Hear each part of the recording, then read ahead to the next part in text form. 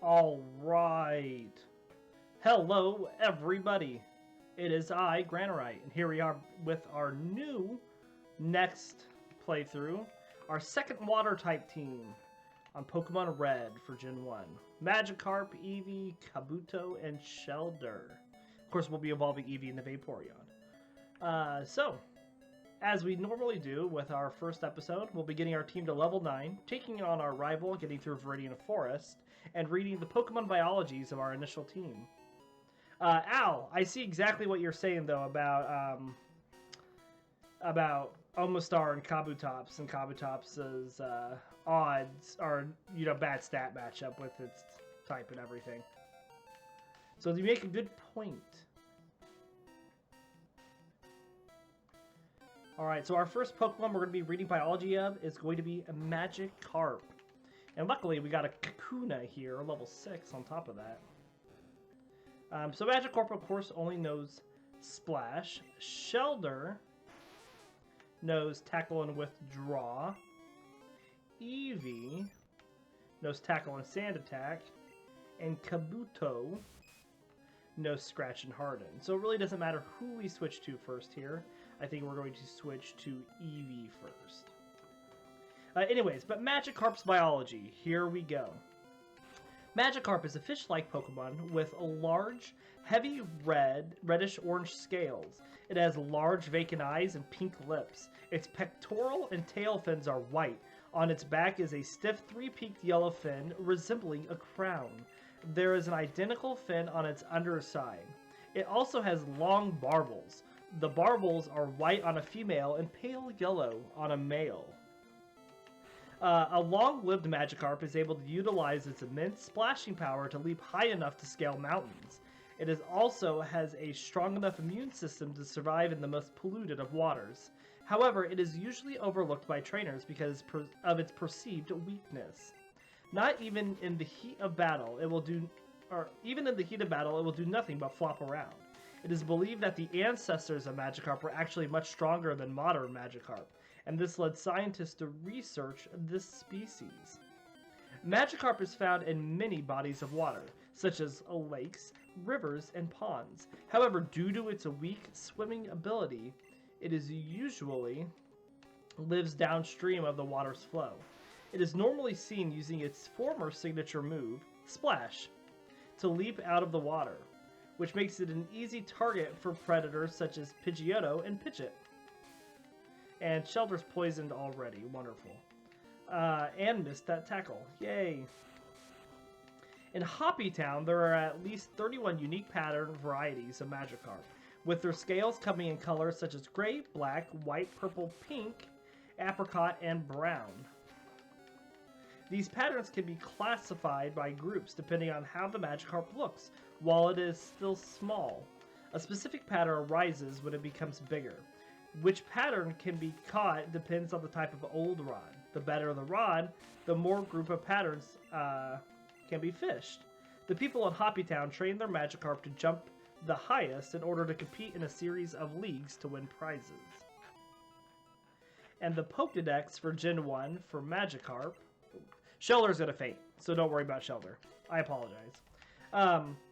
For Red and Blue, the Pokédex says, in the distant past, it was somewhat stronger than the horribly weak descendants that exist today.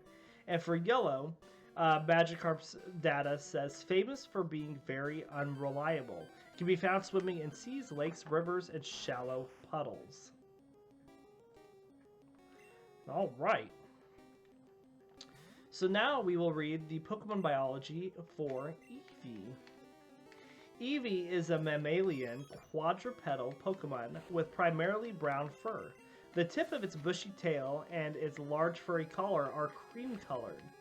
It has short, slender legs with 3 small toes and a pink paw pad on each foot. Eevee has brown eyes, long pointed ears with dark brown interiors, and a small black nose. Eevee is rarely found in the wild and is mostly only found in cities and towns. However, it is said to have an irregularly shaped genetic structure that is easily influenced by its environment. This allows it to adapt to a variety of habitats by evolving. Eevee is the only known Pokemon capable of using the the exclusive Z move, Extreme Evo Boost. And the Pokedex information for Gen 1 for Eevee, for Red and Blue, says its genetic code is irregular. It may mutate if exposed to radiation from evolution stones. Evolution stones are radioactive? I did not know that. And for Yellow, it says its genetic code is unstable, so it could evolve in a variety of ways. There are only a few alive. And that is our information on Eevee. Take out another Kakuna here while we read Shelter's information. Since we saw our Shelter already. How many more tackles did I have with Eevee? I didn't even check. 15, okay. So Shelter is a black pearl-like Pokemon encased within a spiny blue-violet bivalve shell. It has 2 round white eyes with tiny black pupils. Its enormously long red tongue is used to burrow itself into the sand to sleep overnight, and also to lure and capture prey. Its tongue protrudes even when its shell is closed, and tugging it will cause the shell to pop open. Its soft and tender body is well protected by an extremely durable shell, which is purported to be harder than diamonds, and has historically been used by people to make shields. It can make pearls from accumulated sand, though it discards them as they are typically in its way. Shelter has an unusually strong appetite for the tail of a Slowpoke and can develop a symbiotic relationship with the dopey Pokemon. After attaching itself to Slowpoke's tail, the two undergo a metamorphosis and evolve into Slowbro together. Alternatively, if it attaches to the head of a Slowpoke in possession of a King's Rock, the two will instead evolve into a Slowking. These relationships allow it to travel onto land and begin a strange new stage in its life cycle. In Galar, Shelter attaches to the forearms and heads of Galarian Slowpoke wearing Galaria cuffs or Galarica wreaths, causing an evolution into Galarian Slowbro and Galarian Slowking, respectively. Regardless of which form the two Pokemon evolve into, Shelter's shell transforms into a spiny spiral cone with several tiers. Sharp teeth protrude around the rim of the shell to anchor it securely into the evolved Slowpoke. And the eyes now peek out from the bottom of the rim of shell. In crown form, Shelter will have a red jewel on its underside and a large horn on either side of its shell. I think we're running low on tackles with Eevee, but we should be able to take out this Kakuna. While in crown form, Shelter will periodically release its venom into Slowking's brain. This is actually beneficial to Slowking as it causes the regal Pokemon's intelligence to increase. Higher quantities of venom increase this effect, and Shelter is easily provoked into releasing more whenever Slowking yawns. However, Shelter's poison makes Slowbro more sluggish as it continues to drain nutrients from its host body. Shelter has two former signature moves. It can shoot ice by using Icicle Spear or clamp tightly onto its opponents using Clamp. Despite its hard shell, clamping onto an opponent will reveal its vulnerable parts. Because of this, it will only use Clamp. It will only clamp itself on a foe as a last resort. It swims around the seafloor home by rapidly opening and closing its shell while facing backwards. I promise we're almost done here. Whoa. Prehistoric Shelter were apparently preyed upon by Omastar, whose powerful bites were capable of breaking through its shell. Shelter and its evolved form Cloyster are related to Gastrodon, Kingler, Rufflet, and Bruises. Are related to Gastrodon. Kingler, Rufflet, and Bruises are its monitor predator of Shelters. Blah, that was just a lot to read. And the Pokedex of Red and Blue for Shelter says its hard shell repels any kind of attack. It is vulnerable only when the shell is open. And for Yellow, it says the shell can withstand any attack. However, when it is open, the tender body is exposed. Woo, that was a lot for Shelter. Now, Kabuto, we are not fighting this Pikachu. Absolutely not. No way. No how. Run away. So, Kabuto is a small Pokemon resembling a horseshoe crab. It is mostly flat with a protective brown shell covering its body. There are two small black eyes on top of the shell, which it uses for sight when it hides on the ocean floor. Underneath the shell is a black space that hides the structure of its main body. Only its four short yellow legs and a second pair of luminescent red eyes are visible on its underside. In its original time, Kabuto was prominently found on beaches, likely aided by its fast and powerful swimming ability. While it is commonly believed to be extinct, isolated populations of Kabuto have been found unchanged for 300 million years. And the Pokedex for Red and Blue for Kabuto says a Pokemon that was resurrected from a fossil that was once found in what was once ocean floor eons ago. And for Yellow, it says a Pokemon that was recovered from a fossil. It uses the eyes on its back while hiding on the seafloor. Huh. That is all of our Pokemon biologies, which means that now, as we level up our team, we can speed this up.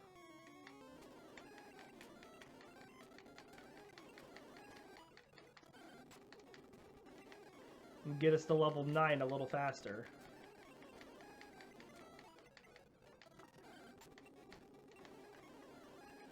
And Shelder bit the dust to the first Weedle he fought.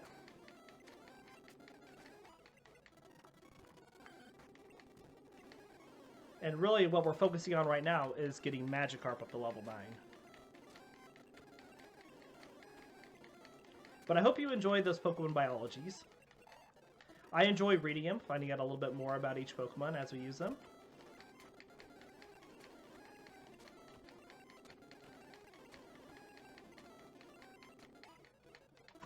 Alright, let's go back and heal.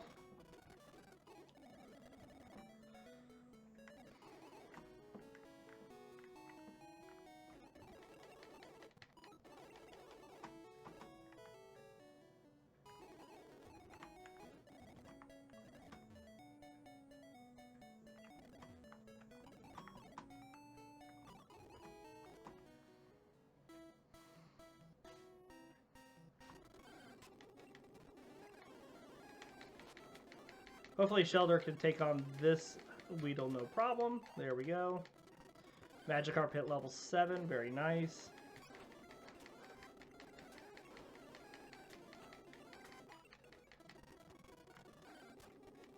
No Pikachus.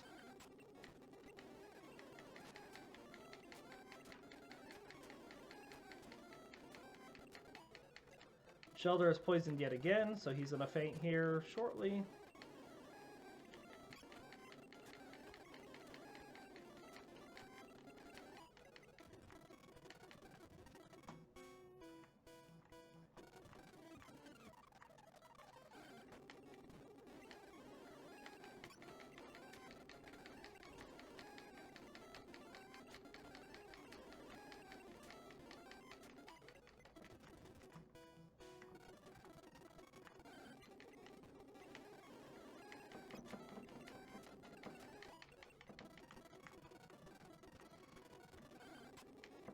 This will go much faster when we don't have to switch. We just need to get Magikarp up.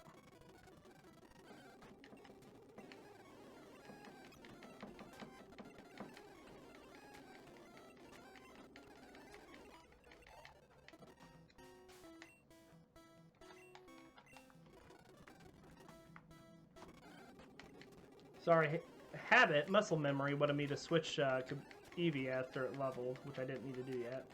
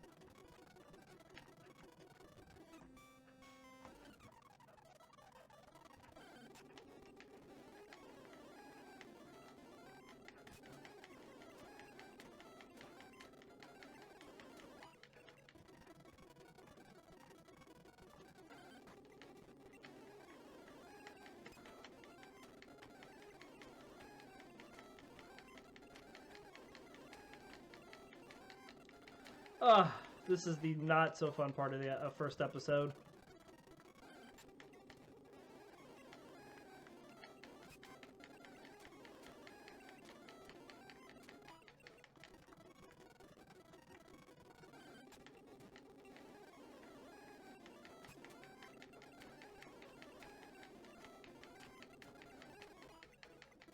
Alright, we go back and heal now.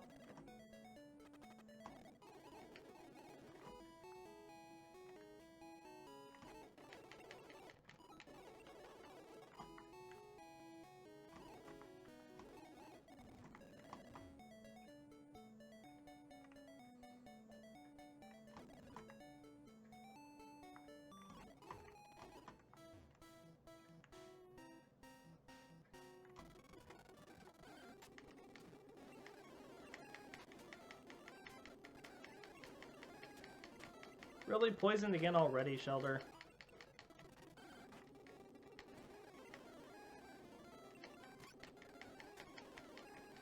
Shelter's not having a good time in this forest.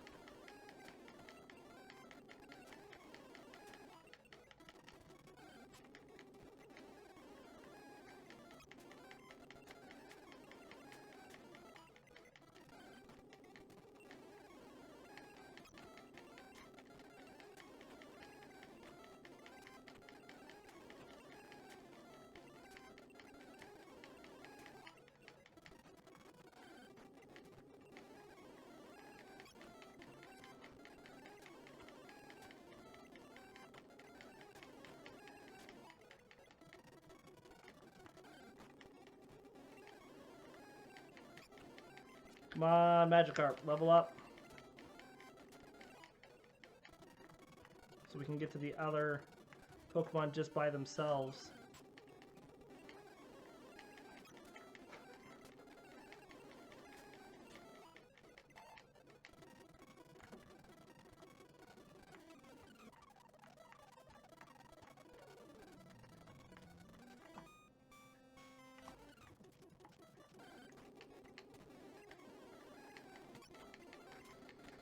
Oh, you don't have any more tackles. Oh, you had just enough, though, since you criticaled.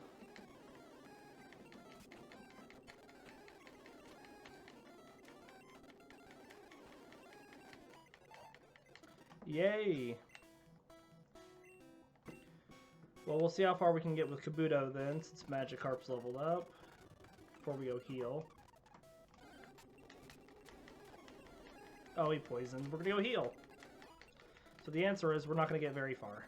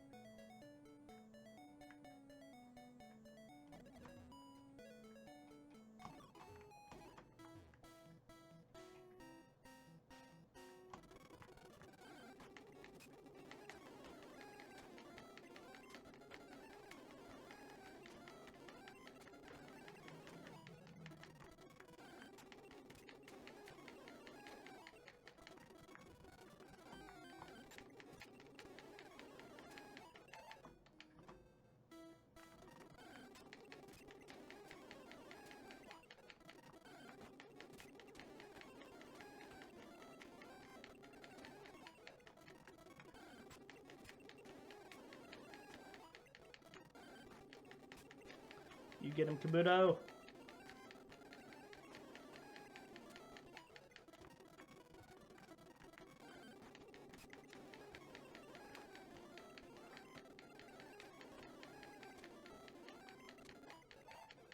All right.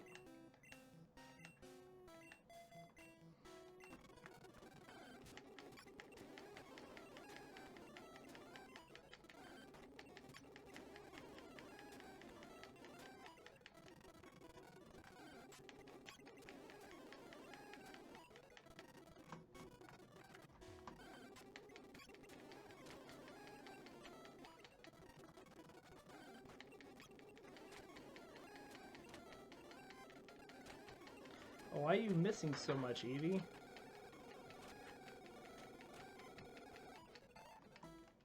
Alright, well at least you got to level 9 before you're going to faint.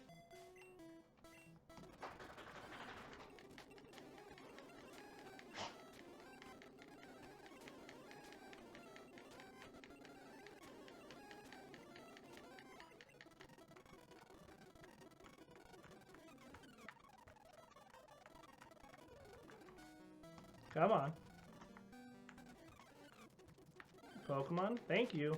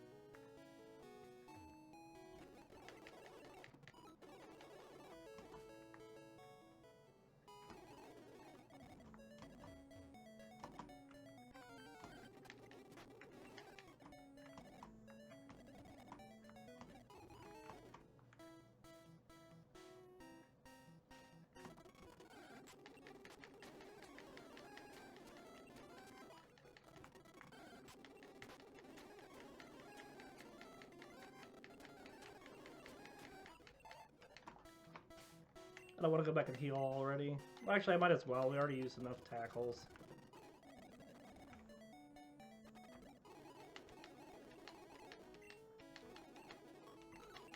Oh, I didn't want to do this. No, go away.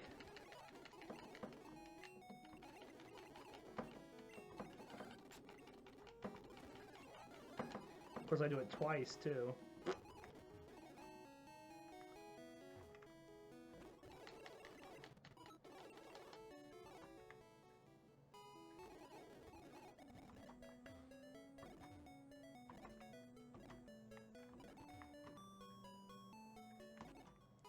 Come on, Shelter. Let's get this leveling up done.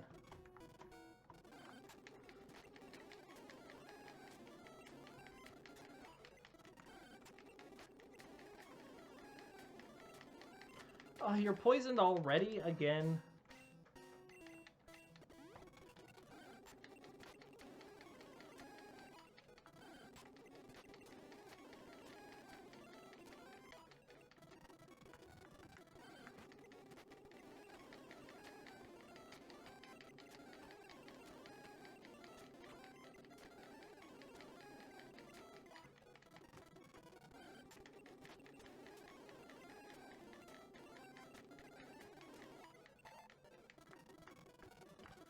Alright, there's level 8.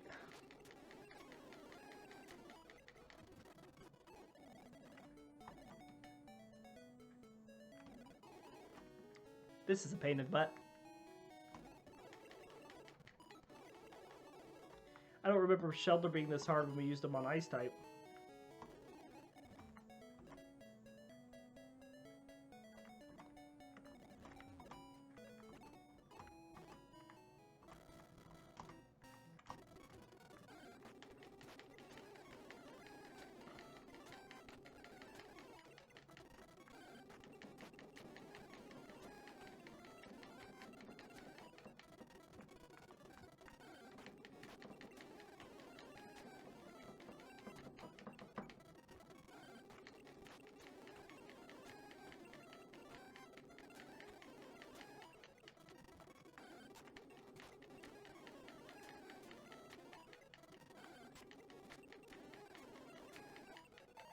Yay!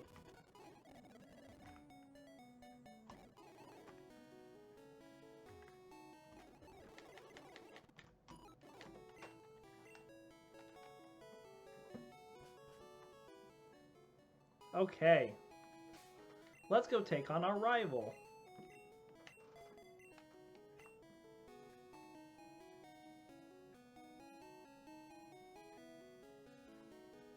Ugh.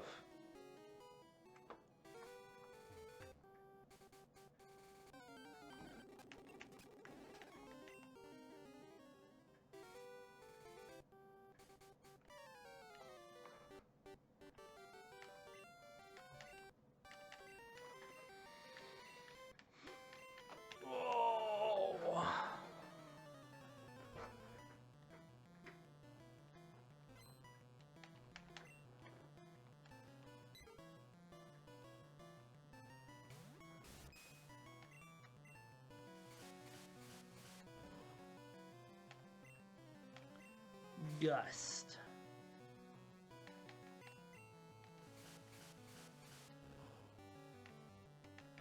Three on a critical, 2 on a normal hit. It's all just because Kabuto is secondary rock type, or primary rock type, because Kabuto's rock type. Surprised it didn't use a single sand attack.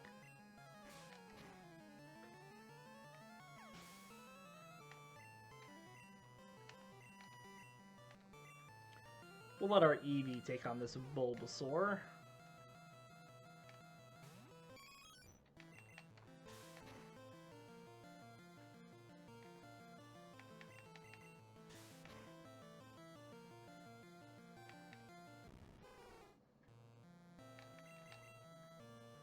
Oh, come on. That's not good. We will swap then. Guess get Magikarp a little experience. But it gets rid of the Leech Seed.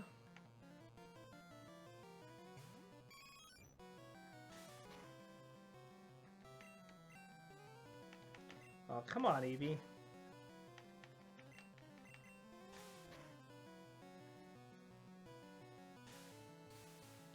It'll be fine if you hit it.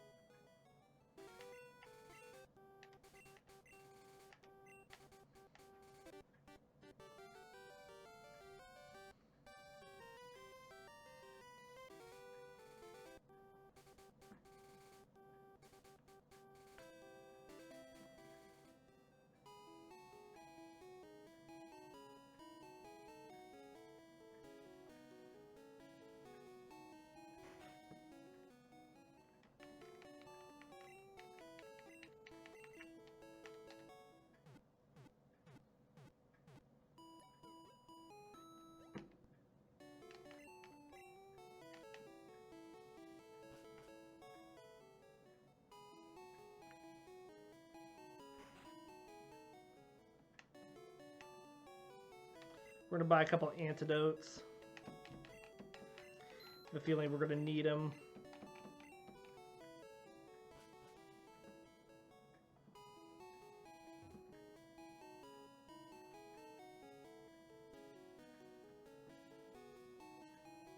All right, through Viridian Forest we go.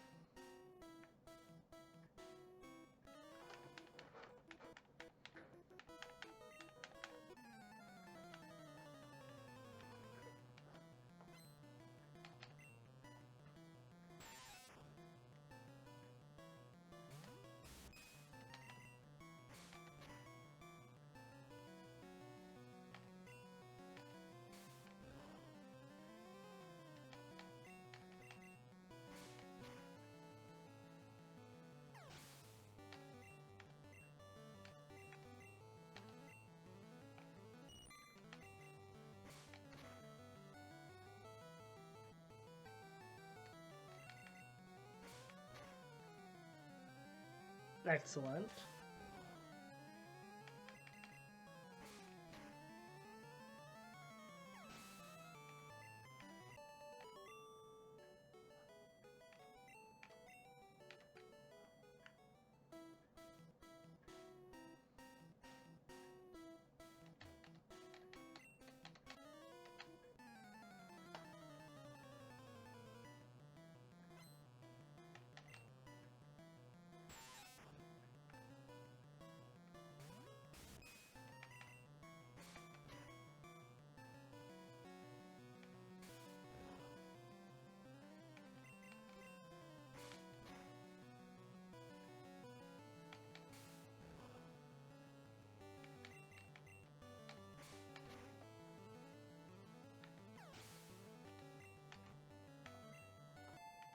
Good job, Kabuto. All right.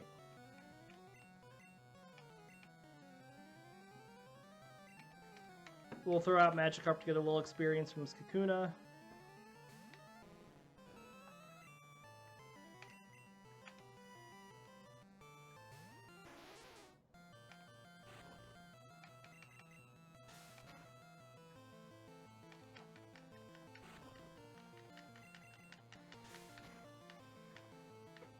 Oh, these first episodes are always so exciting.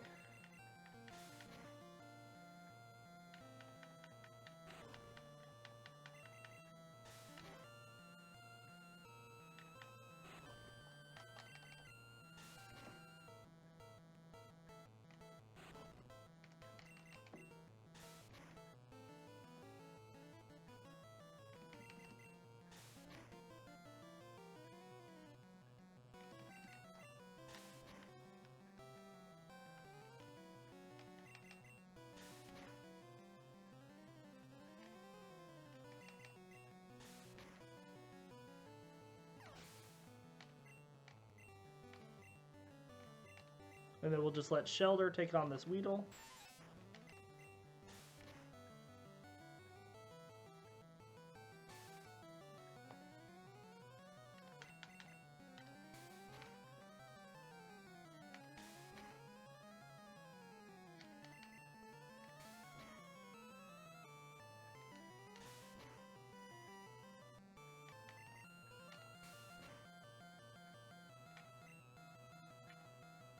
And that's why we got a bunch of antidotes, because I don't want Shelter to just drop out already.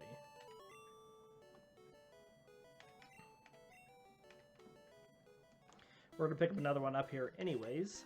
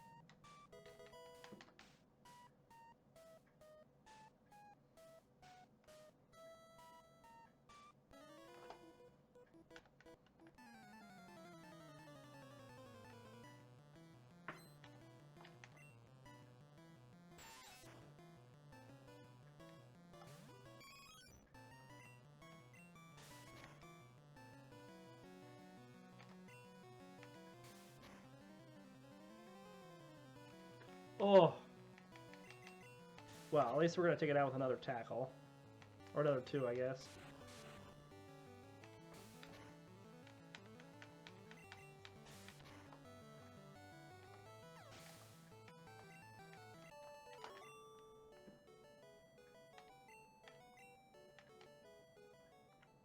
Did I pick up this? No, I didn't.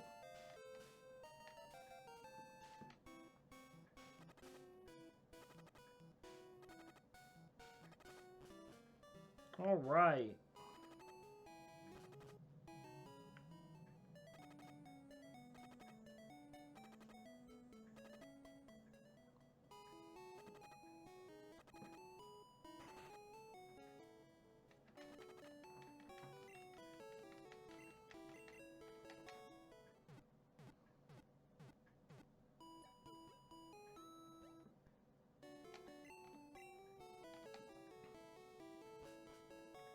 We're going to end this episode here. I'll do training off screen to get everyone up to 14. I'll probably just get Magikarp up to 15 already, so he can learn Tackle and actually do stuff by himself. And we'll be back this time tomorrow. So hope you all enjoyed it. We'll see you next time.